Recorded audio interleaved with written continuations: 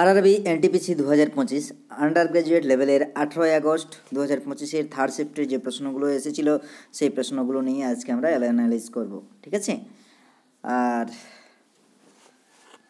যারা চ্যানেলে first time visit করছেন তারা অবশ্যই চ্যানেলটিকে সাবস্ক্রাইব করে বেল আইকনকে প্রেস করে রাখবেন প্রতিদিনের আপডেট পাওয়ার জন্য। তো চলো শুরু করা যাক। প্রথম প্রশ্ন কি এসেছিল? সেদিন এসেছিল বংশগতির অধ্যয়নকে কি বলা হয়? বংশগতির অধ্যয়নকে বলা হয় জিনতত্ত্ব বা জেনেটিক্স, যেটাকে আমরা জেনেটিক্স বলি ইংরেজিতে। ঠিক আছে, নেক্সট দেখো কী রয়েছে, যে নিচের কোন মৌলটি ল্যান্থেনাম বা ল্যান্থেনাইট সিরিজের অংশ? দেখো আমাদের এই ল্যান্থেনাম এটি ষষ্ঠ পর্যায়ে অবস্থিত 14টি মৌলের একটি গ্রুপ। ঠিক আছে, ল্যান্থেনাম থেকে শুরু করে লুটেনিয়াম পর্যন্ত আমাদের শেষ, প্রথম হচ্ছে ল্যান্থেনাম, তারপরেই রয়েছে আমাদের লুটেনিয়াম পর্যন্ত, ওখান থেকে শেষের মৌলটি হচ্ছে লুটেনিয়াম। দেখো আমাদের অবস্থান দেখো রয়েছে, দেখো আমাদের এই মৌলগুলো রয়েছে, এই মৌলগুলো বাদে যে অপশানগুলো ছিল, দেখো ল্যান্থেনাম রয়েছে, প্রত্যেক চিহ্নে আছে, সেরিয়াম, ঠিক আছে, ডাইমিয়াম, এইভাবে আমাদের এই মৌলগুলো রয়েছে এবং এই মৌলগুলোর চিহ্ন এদিকে দেওয়া রয়েছে। এবং এগুলো বাদে যে প্রশ্নগুলো যেটি এসেছিলো সেটা হচ্ছে কিন্তু সঠিক উত্তর হবে। জিইউআই এর পূর্ণরূপ কি? জিইউআই এর পূর্ণরূপ এরকম অপশান এসেছিল। জিইউআই এর পূর্ণরূপ হচ্ছে কি, যে গ্রাফিক্যাল ইউজার ইন্টারফেস। জিইউআই এর পূর্ণরূপ হলো গ্রাফিক্যাল ইউজার ইন্টারফেস। এটি ব্যবহারকারীদের গ্রাফিক্যাল আইকন এবং ভিজুয়াল সূচকগুলির মাধ্যমে ইলেকট্রনিক ডিভাইসগুলির সাথে যোগাযোগ করতে সাহায্য করে। পরের প্রশ্ন যেটি এসেছিল, 2025 সালে কতজন ব্যক্তি পদ্ম পুরস্কারে ভূষিত হয়েছিলেন? 2025 সালে মোট 139 জন পদ্ম পুরস্কারে ভূষিত হয়েছিলেন, যার মধ্যে ছিলেন 7 জন পদ্মবিভূষণ পেয়েছিলেন, 19 জন পেয়েছিলেন পদ্মভূষণ এবং 113 জন পেয়েছিলেন পদ্মশ্রী পুরস্কার প্রদান করা হয়েছিল। নিচের কোনটি কম্পিউটার অপারেটিং সিস্টেম নয়? কম্পিউটার অপারেটিং সিস্টেম হচ্ছে এমন একটা সিস্টেম যেখানে একটা জিনিস একটা সফটওয়্যার যা হার্ডওয়্যার এবং সফটওয়্যার সংস্থান পরিচালনা করে এবং প্রোগ্রামের জন্য একটি প্ল্যাটফর্ম প্রদান করে। কম্পিউটার অপারেটিং সিস্টেমের জন্য কিছু দেখো উদাহরণ দেওয়া রয়েছে, যেমন হচ্ছে Microsoft window, Linux, Android, Mac OS এবং লিনাক্স, এগুলো হচ্ছে অপারেটিং সিস্টেম। এবং যেগুলো অপারেটিং সিস্টেম নয় সেগুলো হচ্ছে যেমন internet explorer, MS word, excel, about, photoshop, এইগুলো কিন্তু হচ্ছে আমাদের কি অপারেটিং সিস্টেমের অংশ নয় বা অপারেটিং সিস্টেম নয়।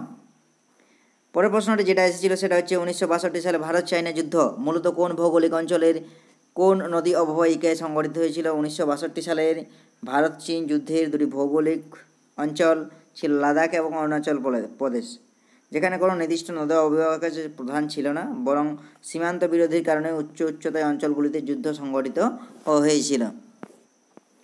পরের প্রশ্ন যেটি এসেছিল, তথ্য অধিকার আইন বা আরটিআই অ্যাক্ট এর অধীনে সরকারকে কতদিনের মধ্যে তথ্য অনুরোধের জবাব দিতে হবে? এটা কিন্তু 30 দিনের মধ্যে তথ্য অনুরোধের জবাব দিতে হবে। আবেদন পাওয়ার 30 দিনের মধ্যে তথ্য প্রদান বাধ্যতামূলক। যদি তথ্য কোনো তৃতীয় পক্ষ সংশ্লিষ্ট হয় তাহলে সময়সীমা 40 দিন হতে পারে, এবং যদি অনুরোধকারী ব্যক্তি জীবন বা স্বাধীনতার প্রশ্নে তথ্য চায় তাহলে 48 ঘন্টার মধ্যে তাকে দিতে হবে। পরের প্রশ্ন যেটি এসেছিল সেটা হচ্ছে জাতীয় পর্যায়ে দুর্যোগ ব্যবস্থাপনার জন্য জাতীয় কাঠামোকে প্রস্তুত করেন। এটি প্রস্তুত করেন এনডিএমএ। এটি 2005 সালে দুর্যোগ ব্যবস্থাপনা আইন অনুযায়ী গঠিত ভারতের একটি শীর্ষ সংস্থা, যা ভারত সরকারকে দুর্যোগ ব্যবস্থাপনার জন্য একটি নির্দেশিকা ও কাঠামো প্রদান করে। মূল বিষয় কী রয়েছে দেখো, জাতীয় দুর্যোগ ব্যবস্থাপনা কর্তৃপক্ষ হচ্ছে ন্যাশনাল ডিজাস্টার ম্যানেজমেন্ট অথরিটি, অর্থাৎ যেটাকে বলে এনডিএমএ। এটি দুর্যোগ ব্যবস্থার শীর্ষ সংস্থা।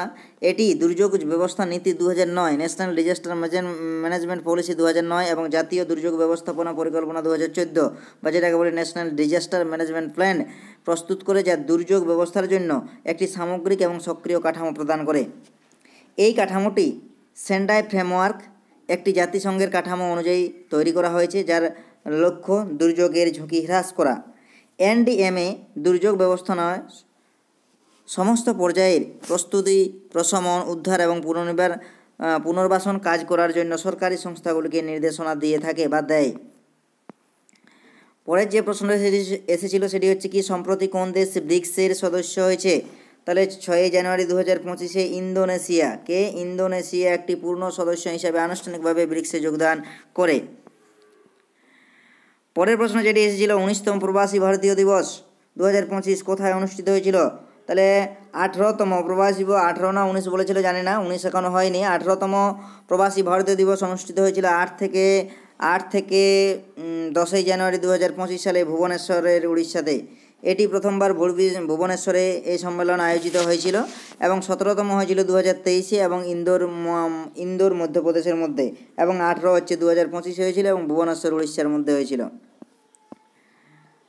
পরের প্রশ্ন যেটি এসেছিল PMO prime minister office through the year বইটির লেখক কে? বইটির লেখক হচ্ছে হিমাংশু রয়। প্রকাশনা ছিল কে? রূপা পাবলিকেশন, 15 এপ্রিল 2025। ঠিক আছে, বইয়ের নাম হয়েছে শিরোনাম PMO prime minister office through the years. পরের প্রশ্ন যেটি এসেছিল সেটি হচ্ছে 512 খ্রিস্টাব্দে বল্লভী জৈন ধর্মের কোন সংখ্যার সম্মেলন অনুষ্ঠিত হয়েছিল? তাহলে আমাদের 512 খ্রিস্টাব্দে বল্লভীতে দ্বিতীয় জৈন সম্মেলন অনুষ্ঠিত হয়েছিল, যেখানে শ্বেতাম্বর সম্প্রদায়ের জৈন ধর্মগুলি প্রথম সংকলন হিসেবে 12টি অঙ্গ একত্রিত করা হয়। ঠিক আছে, এর উদ্দেশ্য ছিল এদের মূলত জৈন ধর্মগ্রন্থের সংকলন করা হয়েছিল, যা পরে অঙ্গ নামে পরিচিত। নেতৃত্ব দিয়েছিল দেবার্দি ক্ষেমাশ্রমণ। পরের প্রশ্ন যেটি এসেছিল ইসরো এর 101তম ব্যর্থ অভিযানের নাম কি?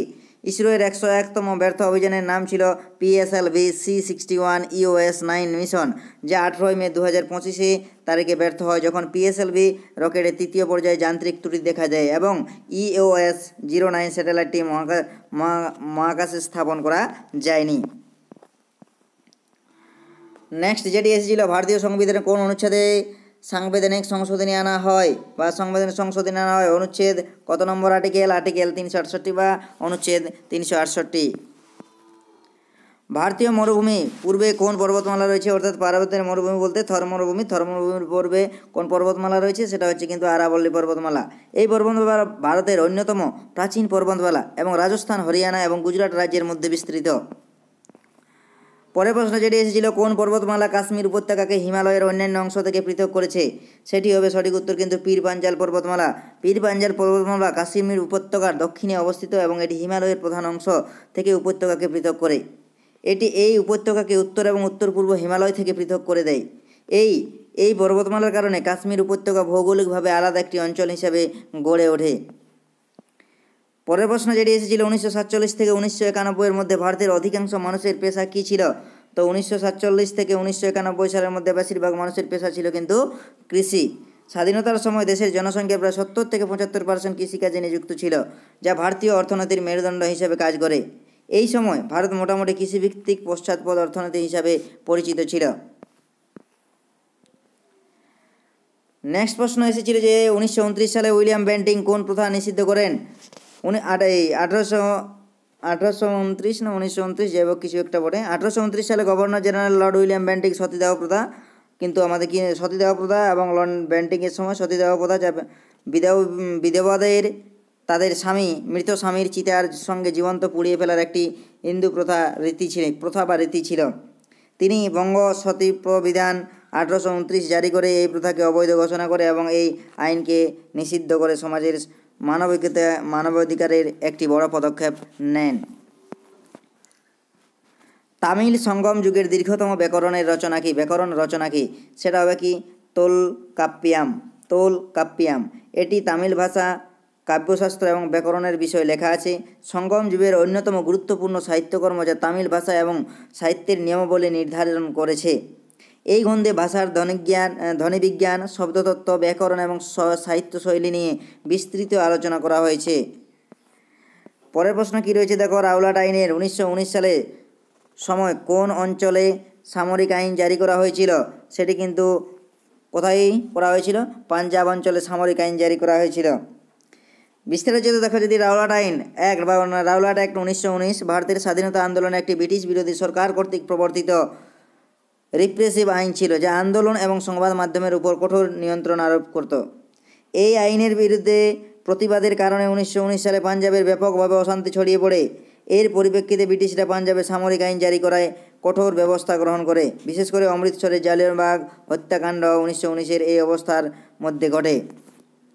ঠিক আছে। নেক্সট দেখো কী প্রশ্ন রয়েছিল, মুদ্রানীতি কমিটি কতজন সদস্য থাকে? তাহলে মুদ্রানীতি কমিটি বা মনিটারি পলিসি কমিটি এমপিসিতে মোট 6 জন সদস্য থাকে। কতজন সদস্য থাকে? 6 জন সদস্য থাকে। 3 জন সদস্যের গঠন যদি দেখি, 3 জন ভারতীয় রিজার্ভ ব্যাংক থেকে গভর্নর, ডেপুটি গভর্নর যিনি আর্থিক নীতি দেখেন, আরবিআই এর একজন সিনিয়র অফিসার, সাধারণ নির্বাহী পরিচালক, আর 3 জন ভারত সরকারের মনোনীত স্বাধীন সদস্য। এরা অর্থনীতি এর বিশিষ্ট ব্যক্তি হন এবং স্বাধীনভাবে কাজ করেন। এই 3 জন 6 জন নিয়ে আমাদের কিন্তু মুদ্রানীতি বা মনিটারি পলিসি কমিটি গঠিত হয়, এমপিসি। নেক্সট কী রয়েছে, ভারতের আবহাওয়া পূর্বাভাস ব্যবস্থার বর্তমান রেজুলেশন ক্ষমতা কত? বর্তমান রেজুলেশন ক্ষমতা হলো 6 কিলোমিটার। অর্থাৎ ভারতের আবহাওয়া মডেলগুলির প্রতি 6 কিলোমিটার দৃষ্টিভঙ্গিতে প্রেডিকশন তৈরি করতে সক্ষম। যা আগে ছিল 12 কিমি রেজুলেশন থেকে, সেটি আমাদের 6 কিলোমিটার। আগে 12 কিমি রেজুলেশনের মধ্যে আবহাওয়া নির্ণয় করতো, এখন 6 কিলোমিটারের মধ্যে আবহাওয়া নির্ণয় করতে পারবে বা আবহাওয়ার পূর্বাভাস দিতে পারবে। ঠিক আছে, এই ছিল আমাদের 18 আগস্টের থার্ড শিফটের প্রশ্ন। তো থ্যাংক ইউ। অবশ্যই তোমরা ফার্স্ট টাইম যারা ভিজিট করছো তারা অবশ্যই চ্যানেলটিকে লাইক, শেয়ার, কমেন্ট অবশ্যই করবে। আর পিডিএফ নিতে চাইলে অবশ্যই টেলিগ্রামে যুক্ত হয়ে যাও, লিঙ্ক ডেসক্রিপশন বক্সে দেওয়া থাকবে। ঠিক আছে, থ্যাংক ইউ।